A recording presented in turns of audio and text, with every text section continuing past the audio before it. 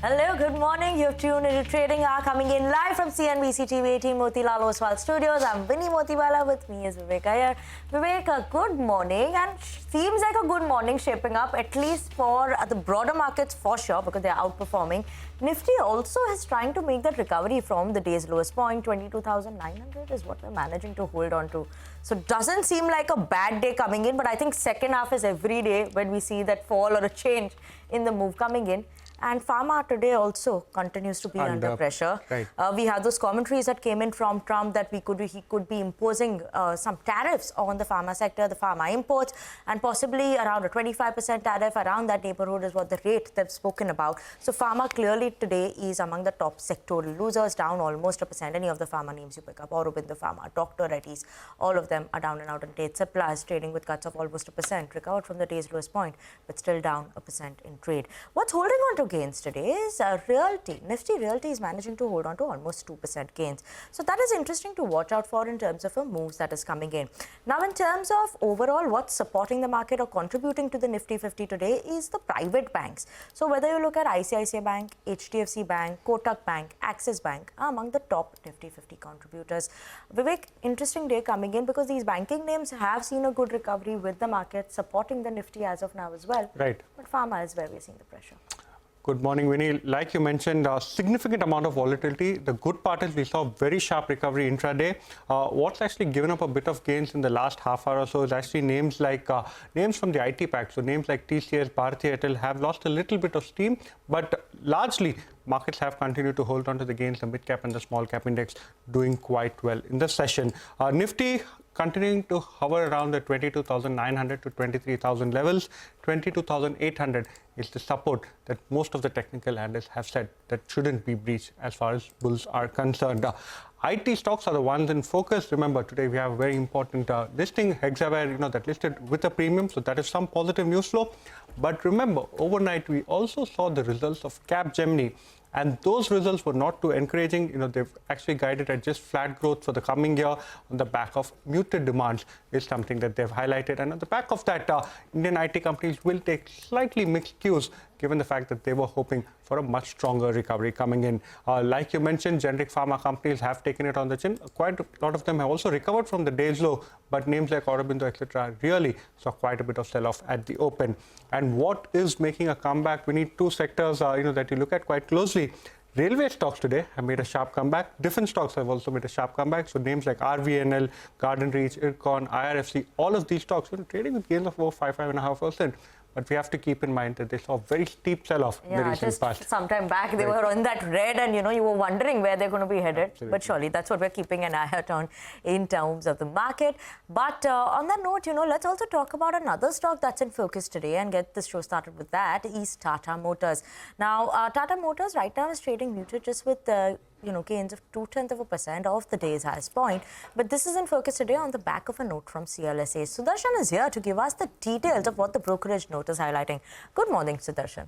Good morning, Vinny. So today's stock is trading currently with minor gains, but if you look from 52-week or say record high that stock had hit in July 2024, from that level, stock is down more than 40% and it's the biggest underperformer in the auto pack.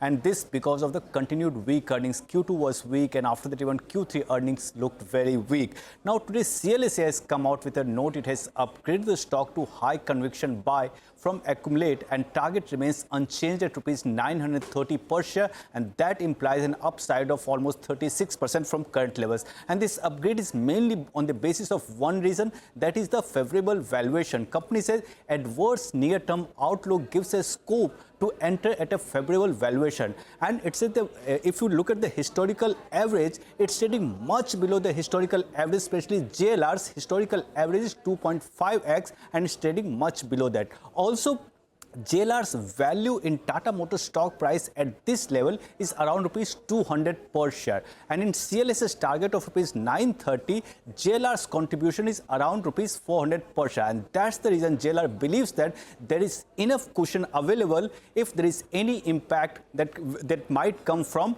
tariff or weak earnings that company might see going forward. So because of this mainly valuation, CLSA has upgraded Tata Motors. Thank you so much, Sudarshan. So it's a high conviction outperform rating that CLSA has as far as Tata Motors is concerned. They're not overtly worried as far as tariffs too are concerned. Well, moving on, Mitesh Thakkar joins us for a quick technical check of the market. Good morning, Mitesh. Thank you so much for joining us. How are you reading markets currently? The volatility index is the only one that's spiking up consistently. Good morning. So today, incidentally, the VIX is flat, but I think that's also because of the recovery which we have seen from low. Timing again, we have seen 22,800, 22,780, 750 zone come into play, and the market has been able to hold on to that and rebound. And my sense is that once we start getting past 23,100, this rebound can turn into a short-term up move, which could then be very positive. So for the timing, I think try to buy near 22,800 with a 70-80 point stop loss. And if we get past 23,100, then I'll suggest adding on to long positions and looking at 23,350 as the possible target area. So there is a long bias. The downside worry will happen once we see a closing below 22,780. Okay. And Mitesh, what are your top picks currently? What are you looking at in the market? I have one sell and one buy. TCS is somehow breaking down. So TCS is a sell call. Keep a stop at about levels of 38. 35, 38, 38 over here and look for a target of around 37.10. And UPL is a recommendation on the long side. Disclaimer, we have some positions, so there's vested interest. I have call option positions in UPL. But looks like after a sideways activity, the stock is breaking out. So buy here with a stop at about 637 and look for a target of 675. Thank you so much, Mitesh. So UPL on the long side and TCS on the short side are recommendations for the same. Let's now slip into a short break. Up next, we'll discuss what's buzzing in the commodity space with Manisha Gupta.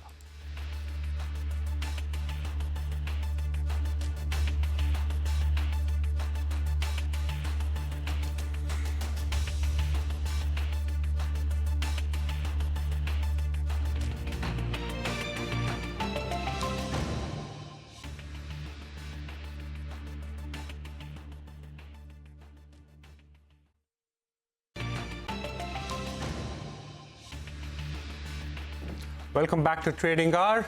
Well, let's now shift focus to the commodity space. Manisha Gupta joins in, and today we are focusing on crude. Thank you for that, Vivek. Yes, we are, because today is the third straight day that we are looking at crude oil prices continue to trade firm. It's holding above $75 a barrel.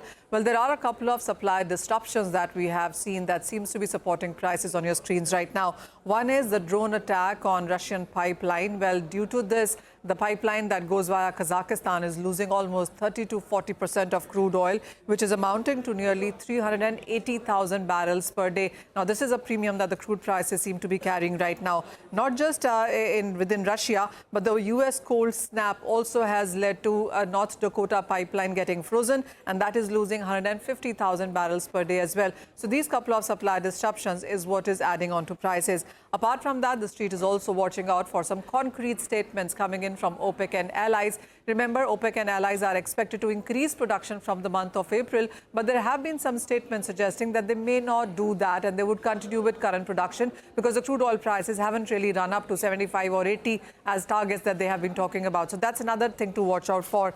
Apart from that, there are conversations as well happening between US and Russia, Israel and Hamas as well when it comes to ceasefire and ending of war going forward. If that happens, you could be looking at more crude oil coming into the markets if the sanctions actually go away. So that's another thing to watch out as well. Apart from that, it also has to do with the US dollar index, which is slightly on the weaker side, trading below 107. That in turn also seems to be supporting prices from where they are. Okay, Manisha, thank you so much for that. But on that note, we're actually going to slip into a very short break. And after the break, we'll come back and talk to the management of the new listing, that is Hexaware Technologies. So don't go anywhere. We have the management to talk to us about the plans going forward.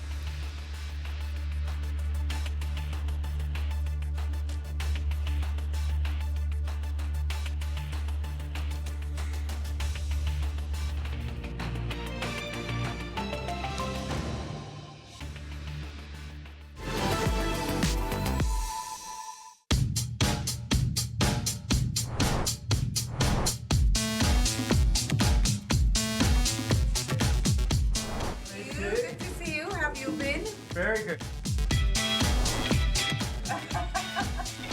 One of those massive words today.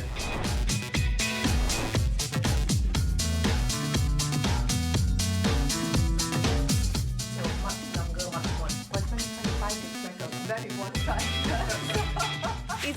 IPO the next logical step in this journey? I think it is the next logical step. When we need to take that step, I don't know.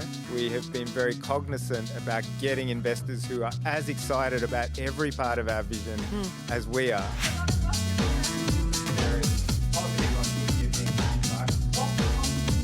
You don't have managers in the company? We have what we call coaches. Yeah. We take a very coaching mindset into people's growth at Canva.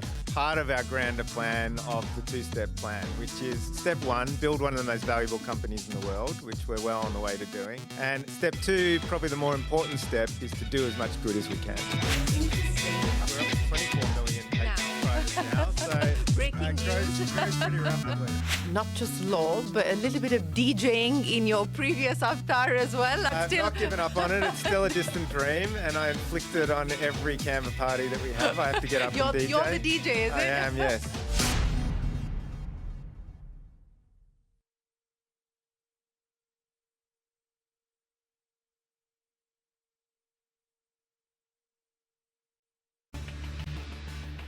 Welcome back to Trading Hour. Well, like we mentioned at the start of the show, one sector that is in focus today is the entire IT pack.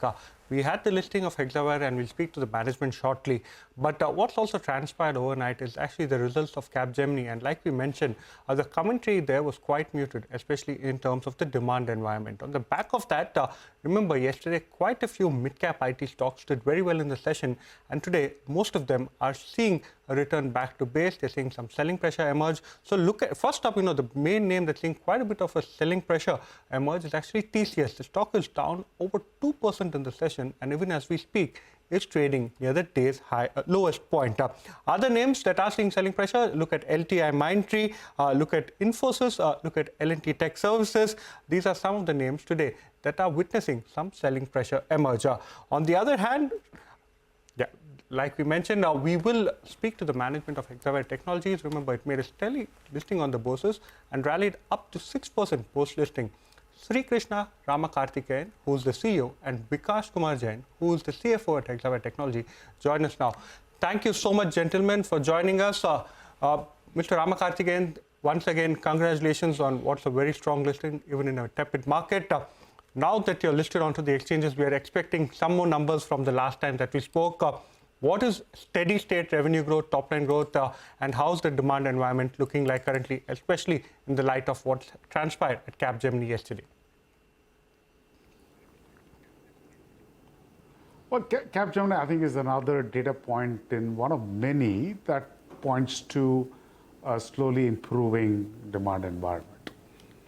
And, they've quoted actually that some of the administration policies lead to uncertainty. But that's because they actually have a lot of manufacturing in their business. In our case, manufacturing accounts for just about 16%. That's the industry that gets first order impact from tariffs.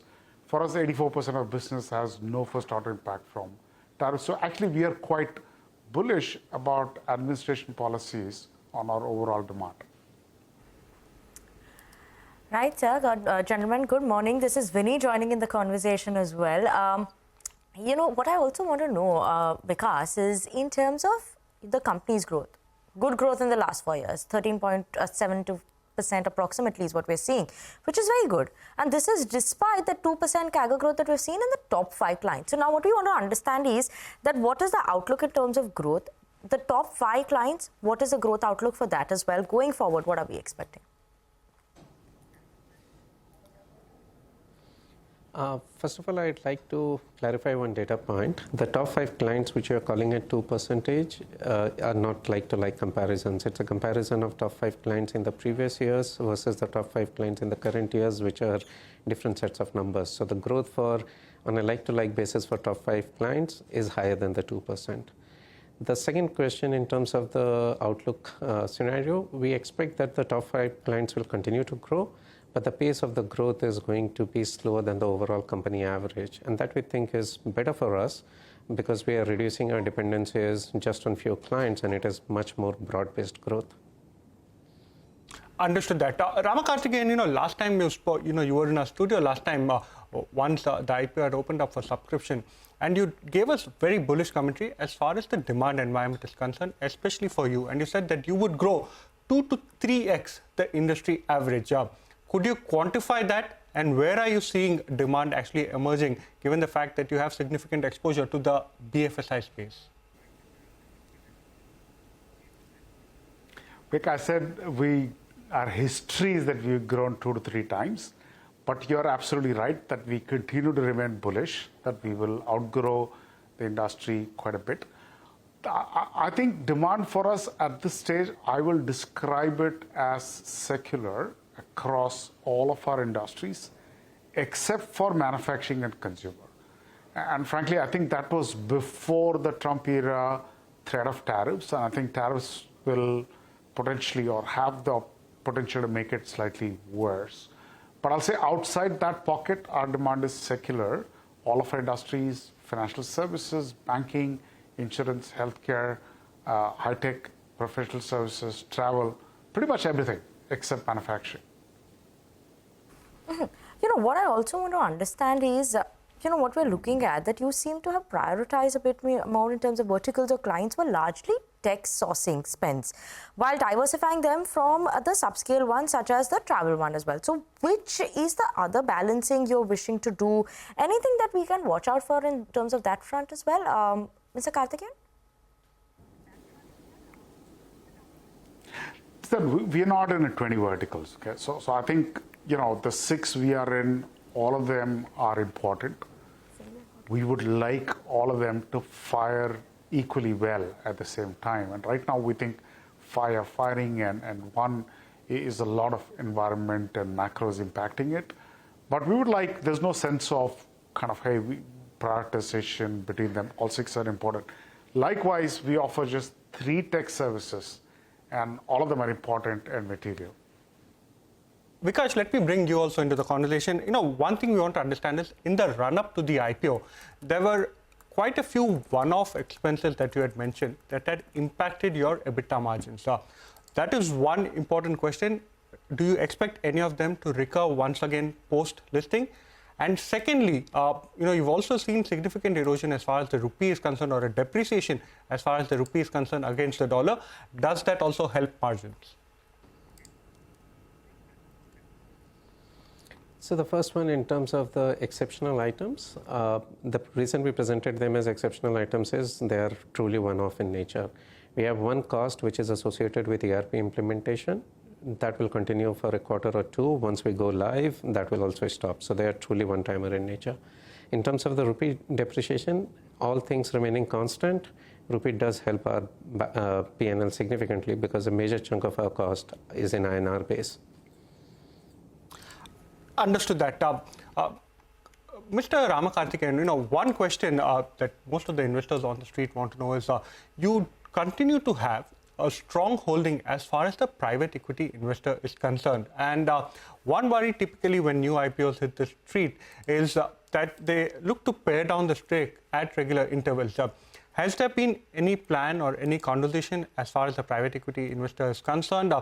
Do they have any timeline, or will they continue to be long-term investors in the stock even post-listing? 3 things I would say. First, there's no timetable from Carlyle. Their funds have enough life. Their investment in Hexaware is still just over 3 years old. 2, they will continue to hence be investors for a fair bit of time. And I think third, most importantly, when we looked at different markets for listing, our biggest consideration was, can Carlyle sell down in the market without impacting all other investors? And the answer for us was a resounding yes. The amount of new capital generated in India, roughly 20,000+ crores of new investable capital every month, that's a lot of money. And Carlyle's stake sell down is not going to make an impact in such a deep market.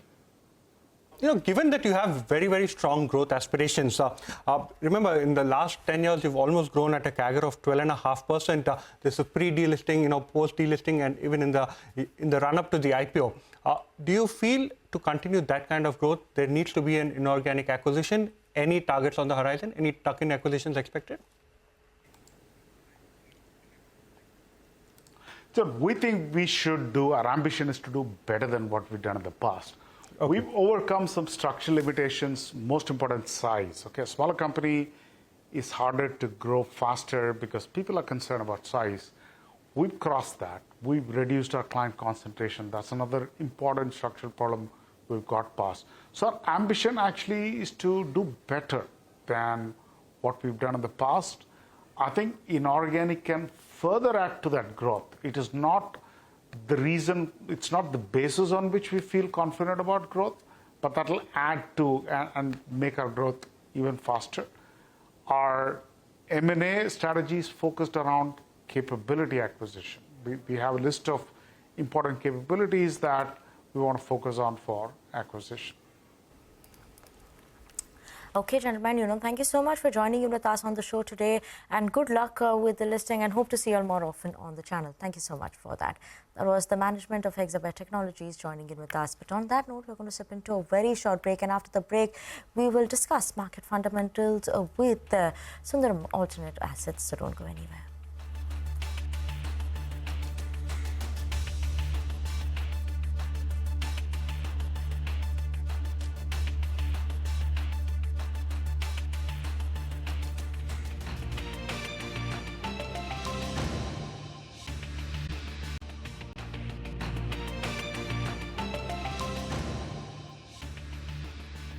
Welcome back to Trading Hour. Well, we are now joined by Madan Gopal Ramu, Fund Manager and Head of Equity at Sundaram Alternate Assets, discuss market fundamentals and this top sectoral picks. Thank you so much, Mr. Ramu, for joining us. First up, what have you made of the earnings season that just went by, and post-earnings season, which are the top themes you're betting on? Clearly, the earnings season has been muted in line with the expectation. There are no positive surprises. The large caps are suffering on earnings front very clearly. Mid-single digit sort of a growth. Almost 75% of Nifty sectorally are suffering from a very low sort of a growth. We think there will be some improvement in Q4, but I don't think Nifty 50 large cap has any particular potential to deliver more than sort of 10% growth, because 75% of this sectoral weights are clearly seeing less than 10% sort of a growth. So that's what we see from the large cap space. But if you look at the Nifty mid cap, there are two buckets that we see. There are companies, almost 40% of Nifty mid cap earnings. Companies are delivering more than 15% sort of a growth. 60% less than that, but clearly almost like if you take a 150 stock universe in Nifty mid cap, almost 40% of it, 40-50 stocks are delivering still 15% plus growth, which is substantially higher than what large caps are able to deliver in India. So today, with the way the market is seeing correction in mid cap space, which is a very sharp correction, last time during 2017 to 2019 when mid caps corrected, it was almost 30% over a period of 2 years. But within 2 months time period, we have seen a similar correction this time. There seems to be no differentiated sort of selling here. Irrespective of earnings, there seems to be a selling to just book profits. We feel some value zones are starting to emerge in the mid-cap space. Again, it is restricted to the pockets where earnings growth is very strong within the mid-cap. Mid-cap still has almost 40% of the stocks which are not able to deliver even a 10% growth. So that needs to be kept in mind. So clearly, there is a selling across is creating value zones in mid-caps, in our opinion. Absolutely. There are some value zones created in the mid-caps. So what I also want to understand is in terms of when I'm looking at the allocation, and this is as the report that we had on January, you do have good exposure in terms for healthcare as well, ranging between somewhere around 10 to 15% across portfolios. Now, given the current scenario that we are seeing, or worries around the tariffs coming in from the US side, would you be making any changes on that front? So our holding in healthcare is completely different from what is represented in Nifty. Nifty has mostly generic pharma. Probably Divis is the only CDMO player. We have a CDMO company called Newland Laboratories, and we have a healthcare company called Aster TM. So completely different companies which are having a very low representation of generic pharma. Generic pharma, we are generally negative about the long-term growth potential, given that Revlimid, a large product which is sitting in the numbers of most of the companies in the Nifty, we feel that earnings growth is going to be muted, except for one or two ideas there.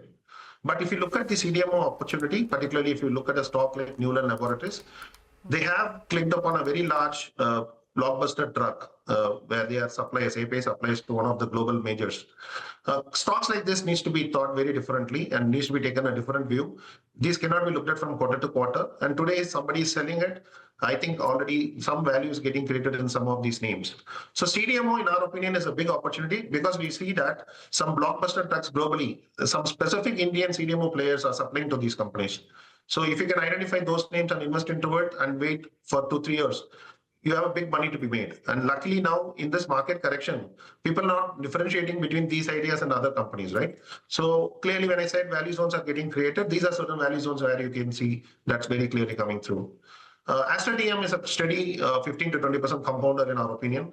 It is also merging with other two, there is a plan to merge with other two hospital chains, which is likely to create a meaningful size in terms of beds and something like it can move from a small cap to mid cap at some point of time. Valuation is attractive at this point of time post the correction. And decent growth in Orpa, Kerala market in which the company is operating is doing great, even Karnataka market. I think this is a more of a special situation sort of a thing where a merger can create a meaningful upside to the investors if they can get in and wait through the period where the merger happens and then the synergy benefits realized over the next 2 to 3 year time period. Okay, sir. Just a quick word in terms of IT. You made some exit in terms of mid-cap IT. So anything specific that you don't like IT? Just a quick word on that. So IT last year, we got a good entry level. We looked at only from a 1 year perspective. We got Persistent and Coforge at a really good bargain during a period in Q1, I believe, where they corrected meaningfully. But now the valuations have gone pretty high. We are positive on IT space, particularly mid-cap, but valuations is a concern. In large cap, earnings is a concern. So that's not giving us opportunity in the large caps to enter at this point. If we see some correction happening, meaningful correction happening, we might probably look at some large caps. But mid caps clearly valuations above 40, 45 times 1 year forward. We thought that there's some money to be booked there and probably reallocate to some other opportunity during the year. Thank you so much, Madan Gopalan. Mid-cap IT valuations continue to remain a concern. Let's now slip into a short break. Dr. Kunal Damesha from Macquarie Capital joins us next to discuss their new coverage on the CDMO space and also Trump's move to likely impose a 25% tariff on pharma imports.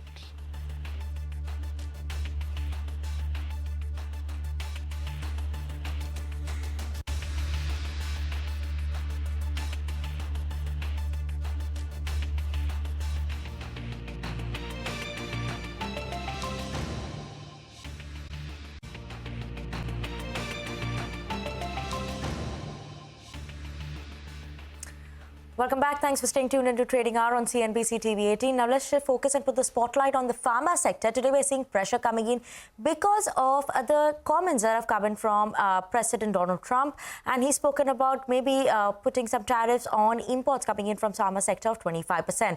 But other than that, we also have a note that's coming from Macquarie where they've initiated coverage on CDMO players and they're quite bullish on the outlook for CDMO players. Now to talk about that, we're joined by Dr. Kunal Damesha from Macquarie Capital to discuss all of the new coverage as well as the whole sector as a whole.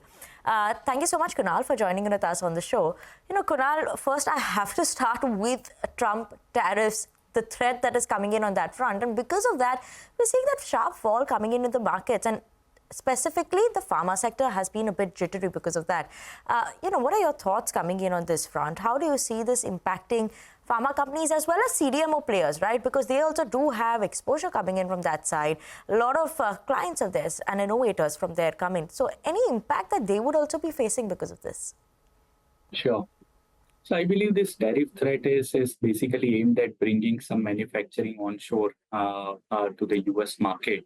And if you read the comments closely, the president has also suggested that he will give some time for the chip manufacturer as well as pharma companies to move their manufacturing to US. So my view is it is more of a threat to kind of bring some manufacturing and some more jobs to the US market rather than actually imposing tariff.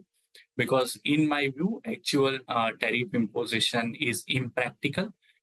So the way I look at it is from a two segment perspective. One is the generic segment, which is where most of the Indian companies currently operate, and these generic products currently make up for almost around 90% of the drug volumes in US. And out of that 90%, Indian companies account for 47% of drug volumes.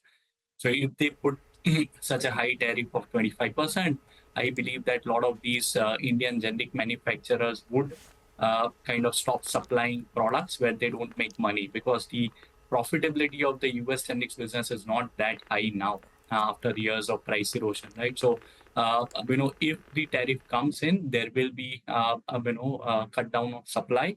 And on that, there will be more drug shortages in the US, which are already at a high level. If you compare the last 10-year drug shortages, current drug shortages are higher than that. So there'll be more drug shortages. In turn, that will again push back the drug pricing up. So it's basically a cycle that could play out. But at this point, I think such a steep tariff, the generic companies would exit, in some of the products where they don't make money. Now, coming to the large pharma companies, Right. which the branded drugs, if there are tariffs, on the supply they get from some of the CDMO companies, what they, they can do is kind of take the price hikes. And if, again, that is also pressured by, let's say Inflation Reduction Act, which reduces drug prices in US, then they are basically kind of, sandwiched in a way. So my sense is it's impractical. And the third aspect is moving one molecule from one plant to another. Typically takes between 3 to 5 years, because it's a regulatory process involved. So 1 to 2 years to make the plant, then 6 to 12 months to generate stability and validation data, then submit the new data to the US FDA, which will take another 10 to 12 months to approve, and it might also include pre-approval inspection of new facility. Right, so it's a long gestation projects. Dr. Kunal, so I think you've made the point quite clear. At this point of time, putting a 25% flat tariff on pharma imports into the USA is impractical, especially given drug shortage worries, especially given price erosion worries, and also the amount of time physically it will take to go ahead and relocate to the USA. Well, one particular theme that you've written on today, and you've initiated coverage on quite a few stocks, is actually the CDMO theme. Towards the end of 2024, we saw quite a bit of a rally amongst most of the Indian CDMO companies in anticipation of the imposition of the US Biosecure Act.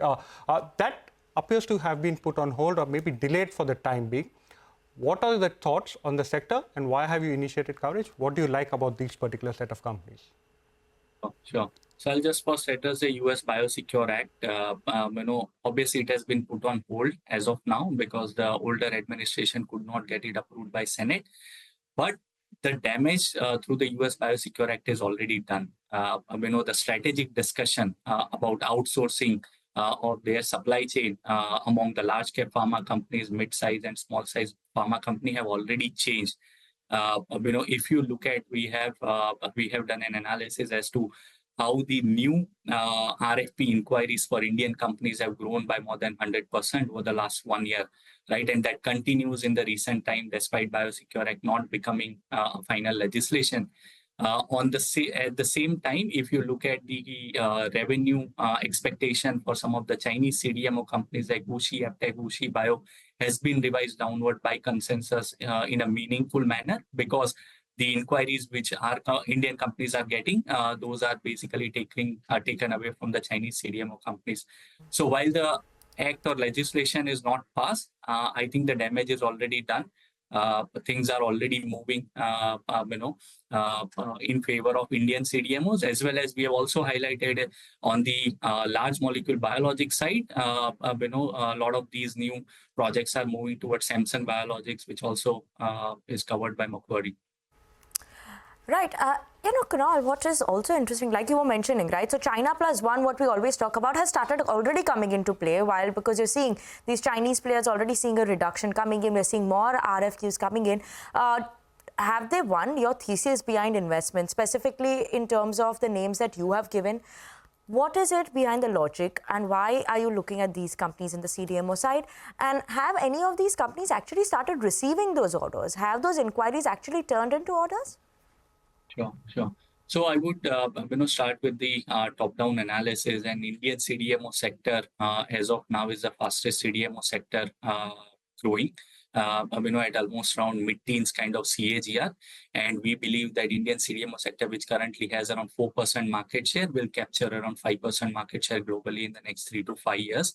So that is basically, a lot of these positives coming in. And if at all, let's say US Biosecure Act gets implemented in its current form, I believe that this 14% CAGR for the industry would accelerate to 18% CAGR, and the industry could just triple in size from what it was in 2023 to almost 22 billion in 2030, right? So there is a huge top-down tailwind, secular growth tailwind for the sector. What I am looking at in my coverage is companies which are focused on the product rather than services, and companies which are focusing on high-tech CDMO segment. So within the CDMO segment, entire CDMO segment, there are certain sub-segments which are growing at a very fast pace, like antibody drug conjugates, oligonucleotide, peptides, GLP-1. So based on our segmentation of this industry, we like the companies which are product-focused and high-tech segment-focused to see the maximum growth. And hence, we are forecasting roughly 20 to 25% top-line CAGR for 3 of our product-focused companies, Divi's Labs, Suven Pharma, and Blue Jet Healthcare. And there will be a lot of operating leverage, which will drive meaningful bottom-line growth as well for these companies.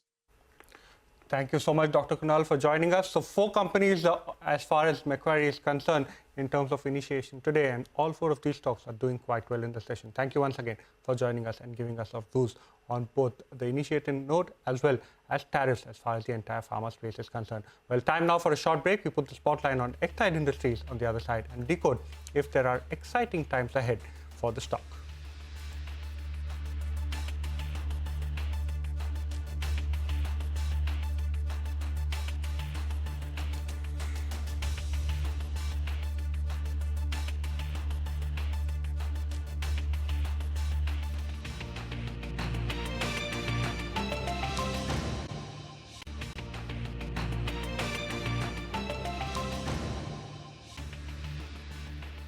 Welcome back to Trading Hour on CNBC-TV18. Now let's move on. An Exide Industries stock price has seen a roller coaster rise since its EV battery supply agreement with Kia and Hyundai was signed last year. Sudarshan is here to tell us more about this. Sudarshan, are we going to be seeing exciting times for the stock going forward and the company? What's the outlook there? So it's been an interesting last 10 months for Exide Industries. Why do I say interesting? Let me first tell you a few pointers. First, stock is now back to levels before the Hyundai and Kia agreement. Second, P ratio is now same as it was before the Hyundai and Kia agreement. Third, company continues to invest in its EV arm, and total investment so far is now at rupees 3,300 crore. And fourth, first phase of lithium ion cell manufacturing unit to begin production this year. Now let's come to the stock move. Remember, April 5, one day ahead of the Kia and Hyundai agreement, stock was trading around rupees 321 per share with 1 year forward P ratio of 21 times. On April 8, 2024, company announced an agreement with Hyundai and Kia for battery supply to their electric vehicles, and the stock moved 17% higher, recording its biggest single-day gain in nearly 20 years. So after that, come to Feb 17. So basically in June 2024, stock moved sharply higher, hit record high of rupees 620 per share with P surging to 40 times. But those gains have been erased, and now stock is back to levels seen before that Hyundai and Kia agreement. So the question is, why this stock fall? Has anything changed in relation to Hyundai and Kia agreement? Well, the answer is no. Company has recently formalized the term sheet and signed binding agreement. If you remember, most brokerages had turned bullish on the stock post that agreement, saying this can be a re-rating event for the company and can help it sign more agreements with global and domestic OEMs. Brokerages like Nomura and JP Morgan had announced a sharp increase in target price.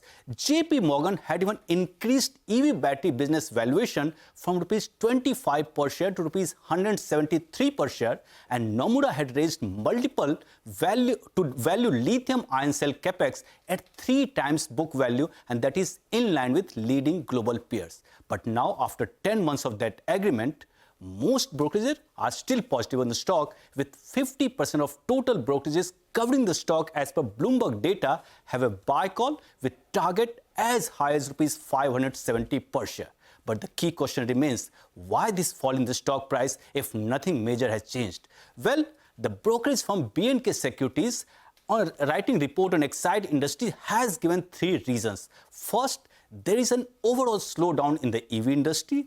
Second, there is a lack of visibility in the near term for further tie-ups with OEMs that everyone was expecting. And second, there has been a drop in lithium-ion battery prices. So what will be the focus now going forward?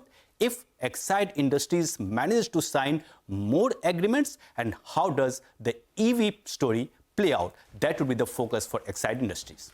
Thank you so much, Sudarshan, for joining us and giving us a complete 360-degree view on what exactly transpired as far as Exide Industries is concerned. But with that, it's a wrap on this edition of Trading Hours. Stay tuned. Halftime Report is up next.